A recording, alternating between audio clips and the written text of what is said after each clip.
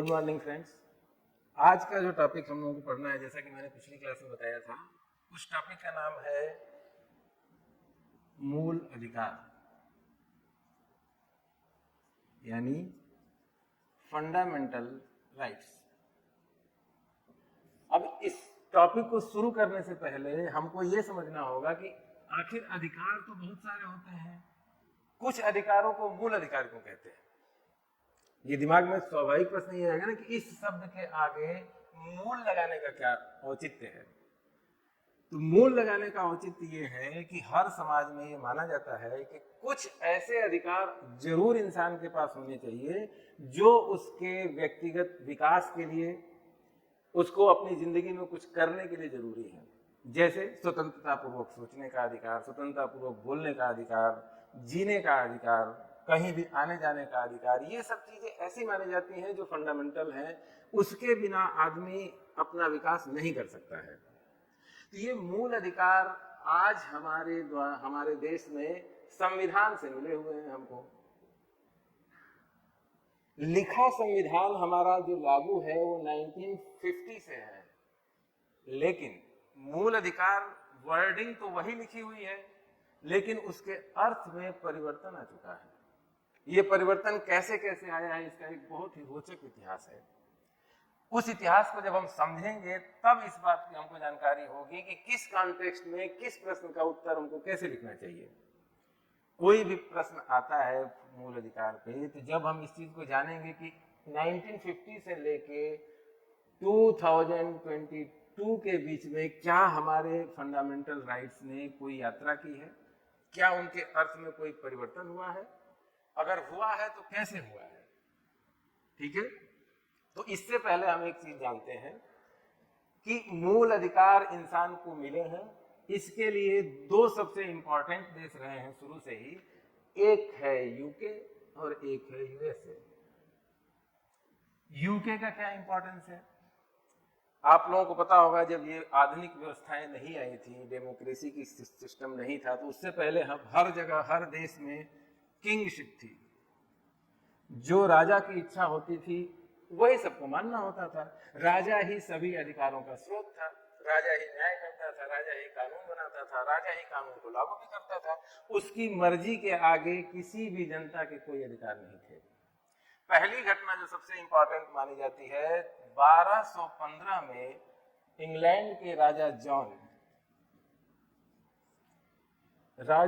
ने आम लोगों के लिए, जो ऑब्वियस है कि उस समय जो वहां के लैंडलॉर्ड थे, अमीर लोग थे, या एक तरह से कह सकते हैं इंग्लैंड के जो जमींदार थे, उनके कुछ अधिकारों को मान्यता दी। इसी घटना को कहा जाता है मैग्ना कार्टा ऑफ लिबर्टीज। ये मैग्ना कार्टा ऐसा पहला दस्तावेज था जिसमें आम जनता के कुछ अधिकारों की गारंटी दी गई थी। ये शुरुआत थी दुनिया में मूल अधिकारों के होने की। धीरे धीरे इंग्लैंड में जो सिस्टम बना, इस सिस्टम में राजा के अधिकार कम होते गए और संसद का अधिकार बढ़ता गया, वहां की जो पार्लियामेंट है। अब इंग्लैंड में मूल अधिकारों की जो कंडीशन है वो ये है कि इंग्लैंड के लोगों को वही अधिकार मिलेंगे जिन अधिकारों पर संसद में सहमति है। संसद जब चाहेगी अधिकार कानून बना के बदल देगी। इंग्लैंड में कोर्ट को मूल अधिकारों की रक्षा करने का अधिकार है, लेकिन केवल कार्यपालिका के काम से। संसद अगर कोई कानून बना के कोई अधिकार छीन लेती है तो इसमें अधिकार अब जो है नहीं बचता है। अब न्यायपालिका को यह अधिकार नहीं है कि वो संसद के बनाए कानून को वाइड कर दे। इसी यूके से जुड़ा हुआ देश था यूएसए। जब यूएसए में क्रांति हुई, वहां के लोग स्वतंत्र हुए, तो इंग्लैंड के लोग राजा से अपनी शक्तियों को, अपने अधिकारों को सुरक्षित करके एकदम इत्मीनान से थे कि संसद है, हमारे ही द्वारा चुने हुए लोग हैं, वो जो भी करेंगे वो ठीक ही करेंगे, कार्यपालिका हमारे अधिकारों का हनन नहीं करेगी, इतना पर्याप्त है। यूएसए में क्या हुआ, यूएसए के लोग इंग्लैंड की जो संसद थी उसी के अंतर्गत बहुत सारे अत्याचार सह चुके थे। यूएसए के लोगों को ये पता था कि जो संसद है उसमें भी अगर गलत लोग चुन लिए गए तो ये संसद भी हमारे ऊपर अत्याचार कर सकती है। तो यूएसए के लोग इस स्टेप से भी आगे बढ़े यूएसए का जो अधिकार विलेख है वो कार्यपालिका के अतिक्रमण से भी हमारे अधिकार को बचाता है और संसद के भी अतिक्रमण से बचाता है। यानी कि अगर संसद भी यूएस की कोई ऐसा कानून बनाती है जो कानून फंडामेंटल राइट्स के खिलाफ है, तो न्यायपालिका यानी वहां की जो सुप्रीम कोर्ट है उसको कैंसिल कर सकती है। यानी फंडामेंटल राइट्स के खिलाफ कोई भी एक्ट संसद बना के यूएसए में मूल अधिकारों का हनन नहीं कर सकती है। वहां पर क्या है? Judicial supremacy. अगर मूल अधिकारों की बात होगी, संसद कानून बना के भी यूएसए के लोगों का मूल अधिकार नहीं छीन सकती। ठीक है, अब आ जाइए इंडिया में। इंडिया में क्या कंडीशन है हमारे संविधान में? हमारे संविधान में दोनों के बीच एक संतुलन बनाया गया है। यहां पर पार्लियामेंट भी कानून बना सकती है फंडामेंटल राइट्स में। आज की जो कंडीशन है, पार्लियामेंट फंडामेंटल राइट्स में संशोधन कर सकती है।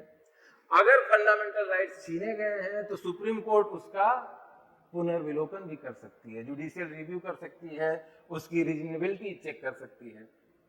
इस कंडीशन तक पहुंचने के पीछे एक लंबा इतिहास है, और वो इतिहास इसलिए पैदा हुआ कि हमारा संविधान नो डाउट ये एक बहुत ही महान पुस्तक है, एक बहुत ही अच्छा संविधान है।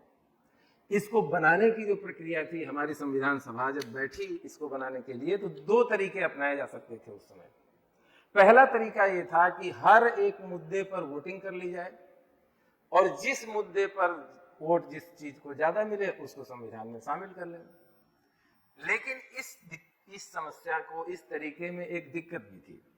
वो दिक्कत ये थी कि अगर हम वोटिंग करके डिसाइड करेंगे कि कौन सा प्रावधान संविधान में हो कौन सा नहीं, तो गुटबाजी पैदा होगी। और दूसरी चीज ये होगी कि जो बहुमत जिस गुट का होगा या समाज के जिस वर्ग का बहुमत होगा, उसी के उद्देश्यों की पूर्ति हमारा संविधान करने लगेगा। इससे भी हमको बचना था। तो हमारे संविधान निर्माताओं ने संसद अपनी संविधान सभा में आम सहमति से यह डिसाइड किया कि कोई भी प्रावधान सर्वसम्मति से ही संविधान में लाया जाएगा। तो व्यवस्था तो बहुत अच्छी थी। हम इसमें अल्पसंख्यकों का भी मान रख सकते थे, जो संख्या में ज्यादा है उनकी भी बात रखी जा सकती थी। तो हुआ क्या कि इस संविधान में सर्वसम्मति के कारण बहुत सारे विरोधी चीजें आ गई। एक आर्टिकल अगर ऐसा कोई प्रावधान बनाता है, उसी का विरोधी आर्टिकल दूसरा है। इसके बहुत से उदाहरण हो सकते हैं अगर हम लोग चाहें। जैसे एक सबसे इंपॉर्टेंट उदाहरण देखिए, जो हमारा मूल संविधान था उसमें एक आर्टिकल था 19(1)(f). ये था राइट टू प्रॉपर्टी, यानी संपत्ति का अधिकार। एक आर्टिकल था आर्टिकल 31, इसमें भी इसी तरह के अधिकार थे, संपत्ति का अधिकार ही था। ये फंडामेंटल राइट है कि जिसके पास जो संपत्ति है वो उसका अधिकार है, वो उसको रख सकता है। दूसरी तरफ हमारे संविधान में डीपीएसपी था, अभी भी है। इसमें 39B और 39C, इसको देखिए। इसमें यह लिखा हुआ है कि राज्य का यानी सरकार का, देश का कर्तव्य है कि जो उत्पादन के साधन है, मीन्स ऑफ प्रोडक्शन है, उनका संकेंद्रण न हो, उसका वितरण ऐसा हो कि समाज में समानता है। अब दोनों को आपस में मिलाइए। अगर संपत्ति का अधिकार है, हमारे पास जो संपत्ति है, जो भी उत्पादन के साधन, उस पर हमारा अधिकार है, सरकार की पॉलिसी ऐसी होगी कि उत्पादन के साधन सबको मिले। और समाज में गरीब लोग भी हैं, जमींदार भी हैं। जमीनें जमींदारों के नाम से है, जमींदार समझते हैं कि हमारी प्रॉपर्टी है, इसकी रक्षा करना ये उनका फंडामेंटल राइट्स है। सरकार को क्या करना है? गरीबों को ऊपर उठाना है, यानी जमींदारों से जमीन लेके और इसमें बांटना है। तो किसी की जमीन लेंगे तो उसकी संपत्ति का अधिकार का हनन करेंगे, और अगर ऐसा नहीं करेंगे तो फिर 39B और C को लागू कैसे करेंगे? तो हुआ क्या कि जैसे ही हमारा संविधान इन फोर्स में आया 1950 में, तुरंत ही प्रॉब्लम शुरू हो गई। बहुत इंतजार नहीं करना पड़ा। यही तो इस चीज का महत्व है, बहुत ही रोचक है ये, कि हमारी संविधान सभा ने संविधान बनाया, वो लागू हुआ, और लागू होते ही उसके कंट्राडिक्शन तुरंत सामने आ गए। अब सरकार, हमने स्वतंत्रता किसके लिए प्राप्त की? समाज में समानता आएगी, गरीबी दूर होगी, इस तरह की बातें थी ना, समाजवाद। ये हमारी स्वतंत्रता के आदर्श थे कि ऐसी कंडीशन हम पैदा करेंगे कि समाज में समानता आए, गरीबी खत्म हो, समाजवादी व्यवस्था हम बनाएंगे, मीन्स ऑफ प्रोडक्शन पे सबका अधिकार होगा, एकीकरण, धन संकेंद्रण, धन का रोकेंगे। ये सारी चीजें हमारे लक्ष्य थे, हमारी आजादी के आंदोलन का लक्ष्य था। तो और फंडामेंटल राइट्स हमने दे दिया जमींदारों को, अमीर लोगों को। तो अगर हम इनसे जमीन ले ही नहीं सकते हैं तो हम वितरण कैसे करेंगे? तो अब वितरण करने के लिए क्या चाहिए? इन लोगों की जमीन लेने का अधिकार चाहिए। तो सबसे पहला काम भूमि सुधार लागू करने की कोशिश की गई। अब भूमि सुधार में कई चीजें आती हैं, भूमि का गरीबों में वितरण भी आता है, सीलिंग भी आती है, इसके अलावा लैंड का इंप्रूवमेंट भी आता है। तो वो हमारा अभी आज के दिन की बात नहीं है। भूमि सुधार से अभी ये समझिए कि लैंड रिफॉर्म लागू करना था, यानी जमींदारी खत्म करनी थी, हमको जमींदारी खत्म करनी है। इसके साथ ही साथ जिसके पास सीलिंग लगानी है, यानी अधिकतम भूमि की सीमा लगानी है, अधिकतम भूमि की सीमा, इस एक सीमा से ज्यादा 25 एकड़ 30 एकड़ से ज्यादा जिसके पास जमीन होगी वो जमीन सरकार एक्वायर करेगी, एक्वायर करके गरीबों में बांट देगी, तो मीन्स ऑफ प्रोडक्शन का वितरण भी होगा। ये सरकार का लक्ष्य था। और जैसे ही सरकार ने ये कोशिश शुरू की वैसे ही लोग सुप्रीम कोर्ट के पास पहुंच गए। और एकदम शुरुआती समय में ही 1951 में ही पहला केस जो है हमारे यहाँ दर्ज हो गया। देखिए, लागू हुआ 1950 में, जैसे ही हमने सुधार करने की कोशिश की वैसे ही पहला केस दर्ज हो गया। किस लिए था ये? भूमि सुधारों के ही खिलाफ था। कोर्ट इसमें क्या करेगी? खुद सोच के देखिए। फंडामेंटल राइट्स एक तरफ है, दूसरी तरफ डीपीएसपी है। एक तरफ हमारे सामाजिक आदर्श हैं कि देश को हमको कहां ले जाना है, दूसरी तरफ हमारे मूल अधिकार हैं। अगर हम किसी के पास 100 एकड़ जमीन है, इसमें से 70 एकड़ जमीन सरकार ले रही है, तो उसकी संपत्ति का अधिकार छीन रही है। इसी चीज को लेके पहला केस दर्ज हो गया। जब ये पूरा मामला चल ही रहा था, इसमें किसी भी तरह से सुप्रीम कोर्ट ने सरकार के पक्ष को समझा और कहा कि नहीं, भूमि सुधार जरूरी है। इसलिए सज्जन कुमार का केस था ये। सज्जन कुमार के केस में सरकार ने कहा कि नहीं, ठीक है, संपत्ति का अधिकार तो है, लेकिन देश का जो आदर्श है उससे समझौता नहीं किया जा सकता, इसको लेकर बचा दे। लेकिन नेहरू जी को उसी समय समझ में आ गया था कि इससे काम बनेगा नहीं, कुछ कमी रह जाएगी। तो पहला संविधान संशोधन आया ही इसीलिए था 1951 में। पहले संविधान संशोधन में इसी तरह की बात की गई थी भूमि सुधार के लिए। दूसरा मुद्दा जो इससे जुड़ा हुआ था वो ये था कि मद्रास की सरकार ने एक और काम किया भूमि सुधार के अलावा। उनको ये था कि समाज में बहुत सारे ऐसे वर्ग हैं जो शिक्षा में बहुत पिछड़े हुए हैं, तो वहां की सरकार को लगा कि अगर हम शिक्षा में जो बहुत पिछड़ा हुआ तबका है उसको विशेष रियायत नहीं देंगे तो वो कभी भी बराबरी पे नहीं आएंगे, जिसको आजकल की डेट में हम आरक्षण कहते हैं। तो उसी तरह की व्यवस्था मद्रास में करने की कोशिश की गई। उसमें तमिलनाडु का नाम मद्रास राज्य था, तो मद्रास में करने की कोशिश की गई। अब इसका कंट्राडिक्शन किससे हो गया? आर्टिकल 15 से हो गया। आर्टिकल 15 में लिखा हुआ था किसी भी तरह का भेदभाव किसी से नहीं किया जाएगा। अब अगर कोई एक आदमी जनरल में है, ऊंची जाति का है, एक आदमी नीची जाति का है, इस जाति के लोग कम पढ़े लिखे हैं, सरकार की ड्यूटी है कि इनको भी मौका दे पढ़ने लिखने का, तो इसने थोड़ा आरक्षण दे दिया, तो ये आरक्षण इनके अधिकारों का हनन है। तो इसी को लेके एक केस सुप्रीम कोर्ट में गया, चंपक राय का केस है। उस केस में सुप्रीम कोर्ट ने इस आरक्षण को रोक दिया। सज्जन कुमार वाले केस में तो भूमि सुधार चूंकि इतनी बड़ी बात थी, इसलिए जो है सुप्रीम कोर्ट ने सरकार का पक्ष लिया। लेकिन नेहरू जी को उसी समय समझ में आ गया था कि प्रॉब्लम इससे सॉल्व नहीं होगी, कल को फिर कोई ना कोई केस आ जाएगा जिससे हमको जूझना पड़ेगा। तो नेहरू जी ने पहला संविधान संशोधन किया। पहला संविधान संशोधन करके उसमें आर्टिकल 31 था जो संपत्ति का अधिकार देता था, उसमें दो चीजें लिखवा दी। पहली चीज ये लिखवा दी कि ये संपत्ति का अधिकार या अनुच्छेद 31 उन कानूनों को इफेक्ट नहीं करेगा जो भूमि सुधार के लिए किए जाएंगे। दूसरी चीज क्या लिखी उन्होंने कहा कि एक बार में ही सारे मामले ही खत्म करते हैं। तो दूसरी चीज 31 में लिखी कि एक अनुसूची डाली जाएगी संविधान में, अनुसूची 9, शेड्यूल 9।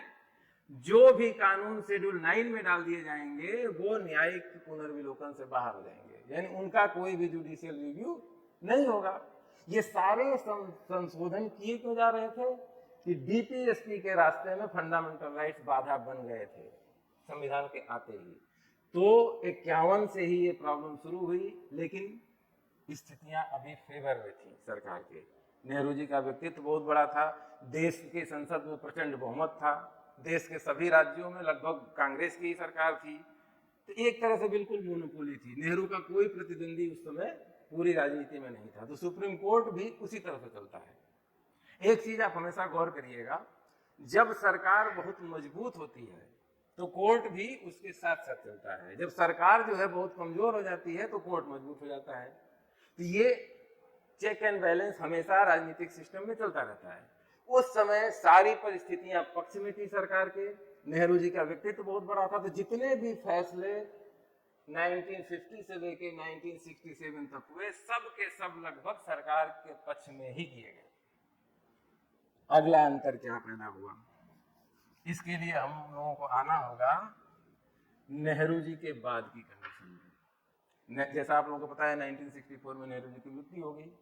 उसके बाद थोड़े समय के लिए लाल बहादुर शास्त्री प्रधानमंत्री बने। ताशकंद समझौता हो रहा था, वहीं पर संदिग्ध परिस्थितियों में उनकी मृत्यु हो गई। तो बड़ी उठापटक की स्थिति में इंदिरा गांधी हमारी प्रधानमंत्री बनी। और जो चुनाव हुआ 1967 में, इसमें कांग्रेस किसी तरह से अपना बहुमत बचा पाई। सरकार तो कांग्रेस की ही बनी, लेकिन पहले वाली बात नहीं रही। दूसरी चीज क्या हुई, कम से कम 6 राज्यों में दूसरे दलों की सरकार बनी, यानी कांग्रेस अपनी सीट हार गई। एक एक स्टेट कम हो गए, 6 स्टेट गायब हो गए कांग्रेस से। तो 1967 में जो चुनाव हुआ उसमें इंदिरा जी के मंत्रिमंडल के आधे सदस्य चुनाव हार गए, यानी सरकार कमजोर हो गई। दूसरी चुनौती इंदिरा गांधी के सामने क्या थी कि कांग्रेस के जिस सिंडिकेट में कामराज अध्यक्ष थे जब 66 में प्रधानमंत्री बन रही थी, जिसने इनको प्रधानमंत्री बनाने में सहयोग किया था, वो अब इनके विरोधी हो गए थे, क्योंकि उन्होंने सोचा था कि अपने हिसाब से इंदिरा गांधी को चलाएंगे, इसीलिए इनका समर्थन किया। मोरारजी देसाई को प्रधानमंत्री नहीं बनने दिया। तो इंदिरा गांधी जब प्रधानमंत्री बनी तो उनके चंगुल से बाहर निकल गई, ये स्वतंत्र रूप से अपने फैसले करने लगी। इससे भी दिक्कत पैदा हुई। दूसरी दिक्कत, इंदिरा गांधी के सामने मोरारजी देसाई थे, इनको प्रधानमंत्री बनना था जवाहरलाल नेहरू के तुरंत बाद, महत्वाकांक्षा थी, सबसे सीनियर लीडर थे। तो पहली बार लाल बहादुर शास्त्री के कारण इनको प्रधानमंत्री बने। दूसरी बार जब इनको लग रहा था कि कन्फर्म ये इंदिरा गांधी रास्ते में आ गई, तो अपने आप में इंदिरा गांधी की ये सरकार कमजोर चल रही थी। अब ऐसे समय में एक केस गया सुप्रीम कोर्ट में, बहुत ही फेमस केस है गोलकनाथ का। 1967 में गोलकनाथ जी पंजाब के 2 भाई थे। इनके पास बहुत सारी जमीनें थी, लगभग 500 एकड़। और इसी समय पंजाब सरकार ने भूमि सुधार का एक कानून बनाया था। उसमें यह नियम था कि किसी एक व्यक्ति के पास जो मैक्सिमम सीलिंग लिमिट है वो 30 एकड़ ही होगी। अब इन लोगों की जमीनें जानी थी, ये लोग फिर से यहाँ पहुंच गए सुप्रीम कोर्ट में। अब जबकि नेहरू जी ने संशोधन कर दिया था, मूल अधिकारों में संशोधन कर दिया, तो ये लगने लगा था कि अब ये प्रॉब्लम खत्म हो गई, अब ये केस कोई महत्व नहीं रखेगा। लेकिन गोलकनाथ के केस में एक नया एंगल खुल गया। वो नया एंगल क्या था? नया एंगल ये था कि फंडामेंटल राइट्स में एक आर्टिकल है, आर्टिकल 13। आर्टिकल 13 में लिखा हुआ है कि संसद द्वारा 13(2) में लिखा हुआ है कि संसद या राज्य विधानमंडल कोई भी ऐसा एक्ट, कानून पास नहीं करेगा जो मूल अधिकारों को छीनता है या कम करता है। अगर कोई ऐसा कानून पास किया जाएगा तो वो विरोध की मात्रा तक शून्य होगा। 3 में दिया हुआ है एक्ट किसको कहेंगे? इसमें लिखा हुआ है साफ साफ कि एक्ट में आएगा ऑर्डिनेंस, संसद के बनाए हुए एक्ट, नियम कानून, हर चीज लिखी हुई है। अगर आर्टिकल 13 में ये लिखा हुआ है कि कोई भी कानून फंडामेंटल राइट्स के खिलाफ होगा तो वाइड होगा। इस केस में प्रश्न ये था कि आर्टिकल 368 जो संविधान संशोधन का अधिकार देता है संसद को, ये जो पास करता है वो भी तो कॉन्स्टिट्यूशनल अमेंडमेंट एक्ट ही होता है। तो 368 के तहत पास एक्ट 13 के अंदर है या नहीं, ये एक नया एंगल खुल गया।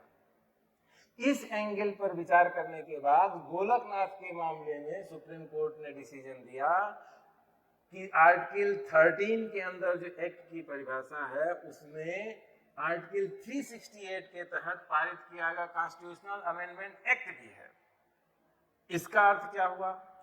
इसका अर्थ ये हुआ कि संसद एक्ट पास करके मूल अधिकारों में संशोधन नहीं कर सकती है। देखिए 1951 में सुप्रीम कोर्ट कह रही है कि मूल अधिकारों में संशोधन किया जा सकता है।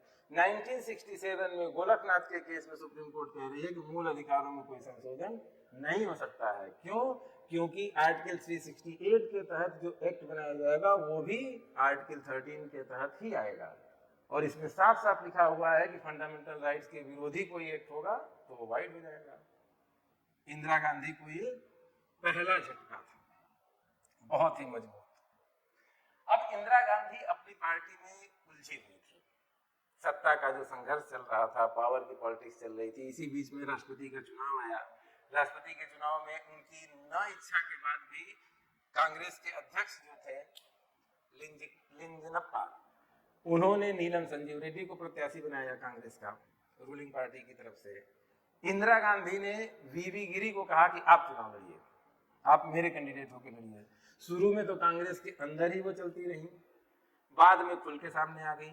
उन्होंने सांसदों से अपील कर दी कि पार्टी का कैंडिडेट चाहे जो भी हो, सभी लोग अपनी अंतरात्मा के हिसाब से वोट दें। और जैसा कि राजनीति में आप जानते हैं, अंतरात्मा सबको समझ में आ गया कि अंतरात्मा को किधर जाना चाहिए, और वीवी गिरी चुनाव जीत गए। यानी कांग्रेस पार्टी का जो ऑफिशियल कैंडिडेट था वो चुनाव हार गया और इंदिरा गांधी का कैंडिडेट जीत गया। इसी बीच में इंदिरा गांधी को अब ये लगने लगा था कि कांग्रेस टूट जाएगी, और ऐसा हुआ भी, कांग्रेस टूट गई दो भाग में। अब इंदिरा गांधी की सरकार जो चुनाव में 283 सीटें जीती थी, अब ये सरकार अल्पमत में आ गई।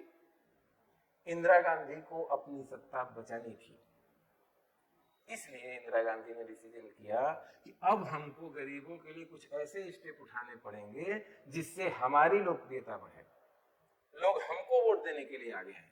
जैसे जवाहरलाल नेहरू के नाम पर वोट पड़ता था, उसी तरह से हमारे नाम पर वोट पड़े, हमारी ताकत बढ़े। इसलिए उन्होंने दो सबसे इंपॉर्टेंट कदम उठाए जो गरीबों के हित में थे। पहला डिसीजन उन्होंने लिया बैंक नेशनलाइजेशन।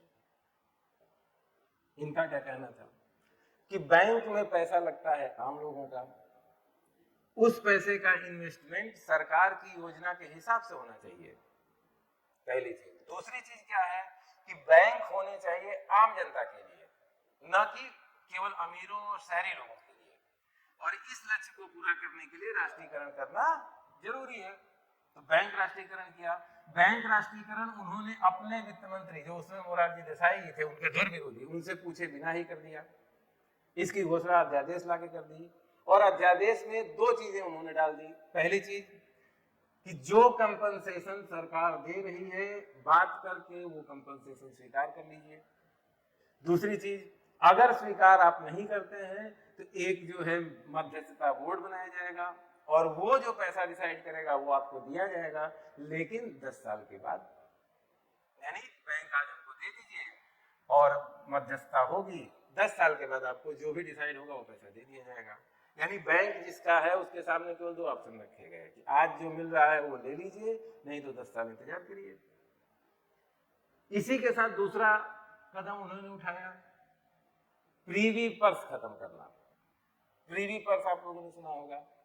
जब देश आजाद हुआ था हमारा तो बहुत सारी रियासतें थी, उन रियासतों का विलय करते समय भारत सरकार ने उनको वादा किया था कि उनको हर साल एक निश्चित राशि दी जाएगी जो लाखों में होती थी, ताकि वो अपना जीवन स्तर बनाए रखें और आराम से रहें, राजा महाराजा लोगों को।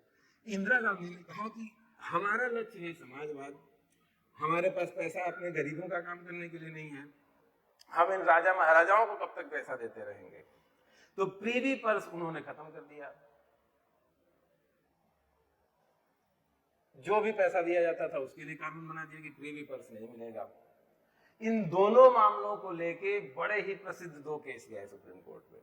पहला केस था RC Cooper versus union of India. RC Cooper एक बहुत बड़े आदमी थे। एक बैंक था central bank of India, bank of Baroda, इसमें सबसे बड़ा स्टेक दोनों बैंक में इन्हीं का था। हमको संपत्ति का अधिकार है, जो बैंक में हमारी संपत्ति बनी हुई है वो सरकार के रहमो करम पे कैसे हो सकती है कि जो सरकार दे वो हम ले लें या फिर 10 साल इंतजार करें। इसमें भी फैसला सुप्रीम कोर्ट ने आरसी कूपर के पक्ष में दिया और बैंकों का राष्ट्रीयकरण रोक दिया। प्रीवी पर्स के मामले में एक बहुत ही प्रसिद्ध लीडर रहे हैं माधवराव सिंधिया जी, उन्होंने केस किया। इस केस में माधवराव सिंधिया में सुप्रीम कोर्ट ने फिर से जो है माधवराव सिंधिया के पक्ष में दिया और प्रीवी पर्स के खत्म होने को रोक दिया। यानी एक झटका लगा गोलकनाथ के केस में, दूसरा झटका लगा बैंक राष्ट्रीयकरण में, तीसरा झटका लगा प्रीवी पर्स में। अब ये तीन घटनाएं इतनी बड़ी थी इंदिरा गांधी के लिए कि उन्होंने कहा कि अब ऐसे काम चलेगा नहीं। बांग्लादेश का वार हो गया था, लोकप्रियता उनकी बढ़ गई थी। उन्होंने इस हिसाब से 67 के हिसाब से चुनाव होना था 1972 में, राष्ट्रपति से कहा कि 1971 में चुनाव करा लीजिए। आम चुनाव हुए, प्रचंड बहुमत से जीतकर इंदिरा गांधी बनी। संसद में भी बहुमत हुआ, बहुत से राज्यों में कांग्रेस ने अपनी सरकारें रिटेन कर ली फिर से। इसके बाद फिर इंदिरा गांधी ने कहा कि अब जो है हम देखते हैं कि सुप्रीम कोर्ट को कैसे ठीक करना है। सुप्रीम कोर्ट को ठीक करने के लिए इंदिरा गांधी ने ताबड़तोड़ 24th, 25th, 26th, 29th तक लगातार जो कॉन्स्टिट्यूशनल अमेंडमेंट किए। किस लिए किए? बैंक राष्ट्रीयकरण हो जाए, प्रीवी पर्स खत्म हो जाए, फंडामेंटल राइट्स में संशोधन का अधिकार हमको मिल जाए। ये सारी चीजें एक ही साथ चल रही थी।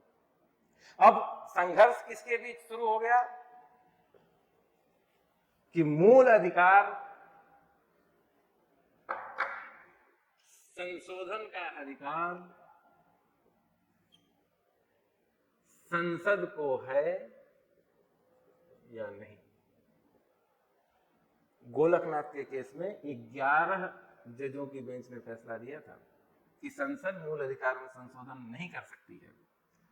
इस केस में क्या होने वाला था? नया केस गया। जब इतने संशोधन ताबड़तोड़ इंदिरा गांधी ने किए तो 1973 में एक केस आया, केशवानंद भारती का केस। अब अगर कोई हमसे पूछे तो ये बिल्कुल कहा जा सकता है कि केशवानंद भारती का केस भारत के इतिहास का सबसे महत्वपूर्ण केस है। इस केस में जो डिसीजन आया, इसी ने हमारे डेमोक्रेसी की आज तक रक्षा की है। हर तरह से हमेशा हम इस चीज को मान सकते हैं। और वो डेट थी 24 अप्रैल 1973। इसमें मुद्दा क्या था केशवानंद भारती में? केशवानंद भारती में मुद्दा ये था कि संसद द्वारा 368 के तहत पास किया गया एक्ट आर्टिकल 13 के अंदर आएगा या नहीं। यानी आर्टिकल 13 की जो बंधन है वो 368 पे लागू है या नहीं। सुप्रीम कोर्ट की 13 जजों की पीठ ने फैसला किया। इस फैसले में सुप्रीम कोर्ट ने बहुत ही रोचक ढंग से काम किया, बहुत इंटरेस्टिंग है। सुप्रीम कोर्ट ने कहा कि आर्टिकल 368 में जो संसद के अधिकार हैं वो उसके नॉर्मल कानून बनाने के अधिकार से अलग है। क्यों अलग है? कि नॉर्मल कानून सिंपल मेजॉरिटी से बनते हैं। सिंपल मेजॉरिटी लोकसभा राज्यसभा में अलग अलग पास हो सकती है। दूसरी बात यह है कि अगर आपस में असहमति हो गई तो संयुक्त बैठक हो सकती है। यानी कई तरीकों से ये पास हो सकता है। नॉर्मल एक्ट बनाने के लिए समय के अभाव में ऑर्डिनेंस भी आ सकता है, लेकिन संविधान संशोधन की पूरी प्रक्रिया आर्टिकल 368 में दी हुई है। इसमें संयुक्त बैठक नहीं हो सकती, ऑर्डिनेंस से संविधान संशोधन नहीं हो सकता। इसका मतलब है कि जो आर्टिकल 13 में एक्ट की परिभाषा है उसमें संविधान संशोधन विधेयक नहीं आएगा। इससे अर्थ ये निकला है कि संसद आर्टिकल 368 के तहत संविधान के सभी भागों में मूल अधिकारों सहित कोई भी संशोधन कर सकती है। संसद के लिए खुशी की बात थी और खुशी हुई भी कि जिस अधिकार को सुप्रीम कोर्ट ने छीन लिया था उस अधिकार को सुप्रीम कोर्ट ने वापस कर दिया। अब सुप्रीम कोर्ट कह रही कि संसद जो है कोई भी संशोधन कर सकती है, वो मूल अधिकारों में संशोधन कर सकती है, डीपीएसपी में संशोधन करती है, कोई भी संशोधन कर सकती है। लेकिन इस डिसीजन में एक प्रोविजो भी था, परंतु सुप्रीम कोर्ट ने कहा कि संसद पूरे संविधान में कहीं भी संशोधन कर सकती है, लेकिन संविधान के मूल ढांचे यानी बेसिक स्ट्रक्चर में संशोधन नहीं कर सकती है। अब ये नया शब्द आ गया, बेसिक स्ट्रक्चर। अब सोचिए, अभी तक ये बेसिक स्ट्रक्चर का न संविधान में कोई जिक्र है न कहीं भी है, ये हमारे सुप्रीम कोर्ट ने निकाला। अब सुप्रीम कोर्ट ने कह दिया कि मूल अधिकार में संशोधन हो सकता है लेकिन बेसिक स्ट्रक्चर में संशोधन नहीं हो सकता है, और मूल ढांचे में संशोधन नहीं होगा और मूल ढांचे को पूरी तरह से परिभाषित भी नहीं किया। इससे क्या निष्कर्ष निकला? इससे निष्कर्ष ये निकला कि संसद और न्यायालय के बीच एक नया संबंध बन गया।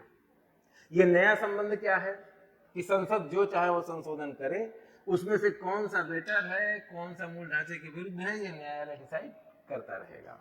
तो आज की कंडीशन में यही सिस्टम लागू है। इसी डिसीजन को केशवानंद भारती के कई सारे केस में, मिनर्वा मिल में, कोहलर के केस में, कई तरह के केस में सरकार हमेशा लागू करती रही है। उच्च न्यायालय उसी हिसाब से अपना फैसला देता रहा है। क्योंकि ये 13 जजेस की बेंच थी, इससे बड़ी कोई बेंच आज तक बैठी नहीं है जो इस फैसले को पलट सके। तो फिलहाल हमारे देश में मूल अधिकारों को लेकर ये स्थिति है कि मूल अधिकारों में संसद कोई भी परिवर्तन कर सकती है, लेकिन बेसिक स्ट्रक्चर में कोई परिवर्तन नहीं कर सकती है। इस तरह से न्यायपालिका और संसद के बीच जो संघर्ष शुरू हुआ था 1967 से, वो 1973 में आके रुका। अब केशवानंद भारती केस का महत्व क्या है? इसका महत्व ये है, जब हम अपने आसपास के देशों में देखते हैं, आप उस उदाहरण से जोड़िए कि चाइना के संविधान में एक संशोधन कर दिया गया कि शी जिनपिंग कब तक राष्ट्रपति रहेंगे? आजीवन राष्ट्रपति रहेंगे। रूस में राष्ट्रपति पुतिन ने क्या संशोधन कर दिया? वो कब तक राष्ट्रपति रहेंगे? जब तक वो 82 इयर्स के नहीं हो जाते। तो क्या आप लोगों को लगता है कि हमारे देश में ऐसा नहीं हो सकता था? जरूर हो सकता था। आगे आने वाले समय में कोई ऐसा तानाशाह हो सकता था, कोई ऐसा प्रधानमंत्री बन जाता जिसके पास जो है सारे राज्यों की सरकारें भी उसके पक्ष में होती, पूरी संसद भी उसके पक्ष में होती, वो जो चाहे वो हमारे संविधान में परिवर्तन कर लेता। इसी के तुरंत बाद जो हमने देखा है, इमरजेंसी लागू होने के बाद किस किस तरह की चीजें की इंदिरा गांधी ने, सत्ता के मद में चूर होकर। उनको रोकने का जो तरीका था, जो मैकेनिज्म जो है उच्च न्यायालय ने बनाया, वो यही था बेसिक स्ट्रक्चर, कि चाहे आप कुछ भी चेंज कर देंगे, संसदीय लोकतंत्र नहीं छीन सकते हैं, हमसे कितना भी चेंज कर दे, हमारे देश का पंथ निरपेक्ष चरित्र नहीं छीन सकते हैं। और सबसे बढ़कर ये, संविधान में आप परिवर्तन कर सकते हैं, लेकिन हमारे देश में जो कॉन्स्टिट्यूशनलिज्म है, संविधानवाद को आप नष्ट नहीं कर सकते हैं। एक संविधान की जरूरत हमेशा हमारे देश में रहेगी, एक संविधान के हिसाब से ही हमारा शासन चलेगा, ये कन्फर्म किया और आज तक लागू रखा केशवानंद भारती केस में। ये था इसका इंपॉर्टेंस। बाकी फिर अगली वीडियो में। Thank you.